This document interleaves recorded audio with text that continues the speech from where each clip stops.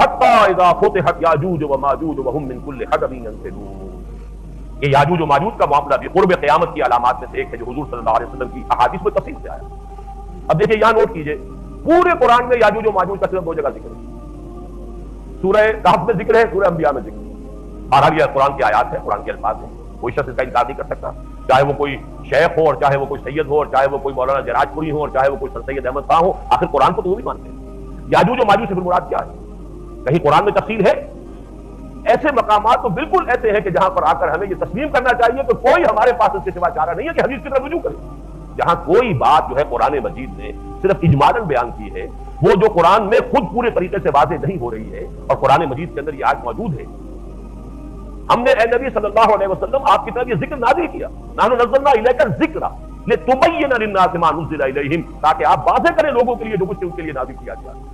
یعنی گویا کہ کتاب کے ساتھ معلم کی حیثیت ہے محمد رسول اللہ صلی اللہ علیہ وسلم. کتاب کے مشکل مقامات کو آپ کو ایک استاد پڑھا رہا ہے, کتاب تو اسی جو بھی آپ متن پڑھ رہے ہیں اسی الف بات سے لکھی ہوئی عبارت ہے, لیکن یہ کہ اس کے اندر مشکلات ہیں, مشکلات آتی ہیں تو استاد ان کو کھولتا ہے, واضح کرتا ہے, بیان کرتا ہے.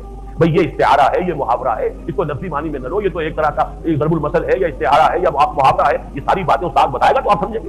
اسی طریقے سے لتبین للناس ما نزل الیہم, جو کچھ لوگوں کے لیے نازل کیا گیا ہے, اے نبی آپ کا فرض منصبی ہے کہ اسے بیان کریں. اس یاجوج ماجوج کی تفاصیل آپ کو ملے گی تو حدیث کے اندر ملے گی, اگرچہ وہ آج کا میرا موضوع نہیں ہے لیکن ہے اسی قبیل کی یہ شیخ سے میں بات بھی کروں گا. اس حوالے سے اچھی طرح سمجھ لیجیے حتی اذا فتحت یاجوج و ماجوج وهم من کل حدب ینسلون, جب یاجوج اور ماجوج کھول دیے جائیں گے اور ہر اونچائی سے پھسلتے ہوئے چلے آئیں گے ان کے لشکر کے لشکر, واقترب الوعد الحق, اس وقت وہ سچا وعدہ بالکل قریب آن لگے گا.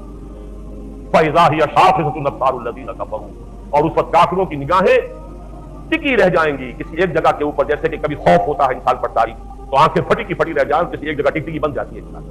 شاخصة ٹنگی ہوئی ہو جائیں گی آنکھیں ان کی, یعنی گویا کہ کسی ایک طرف نگاہ جو ہے جم گئی ہے, آنکھیں پتلا گئی ہیں خوف کی وجہ سے. فاذا هي شاخصة ابصار الذين كفروا يا ويلنا قد كنا في غفلة من هذا بل كنا ظالمين. ہائے ہماری شامت کو کہیں گے ہم تو ان چیزوں سے غافل ہی رہے, غفلت میں پڑے رہے, بلکہ ہم ظالم تھے, ہم نے اپنے اوپر ظلم کیا, ہمیں تو یہ چیزیں بتائی گئی تھی, ہم نے ان کی طرف توجہ نہیں کی. محمد رسول اللہ نے سارے حقائق کھول دیے تھے, ہم نے ادھر التفات ہی نہیں کیا. حدیثوں کی کتابوں میں کتاب الفتن, کتاب الملاحم, کتاب اشراط الساعہ, یہ سارے کے سارے پورے ابواب موجود رہے, اور ہم نے کبھی ان کو پڑھنے کی کوشش ہی نہیں کی, ہم نے اس کی طرف التفات ہی نہیں کیا. یا ویلنا قد كنا في غفلة من هذا بل كنا ظالمين, ہم نے اپنے اوپر خود ظلم اٹھایا ہے, اور یہ آج ہماری شامت ہوئی ہے کہ وہ سارے کے سارے حالات بالکل ہماری نگاہوں کے سامنے.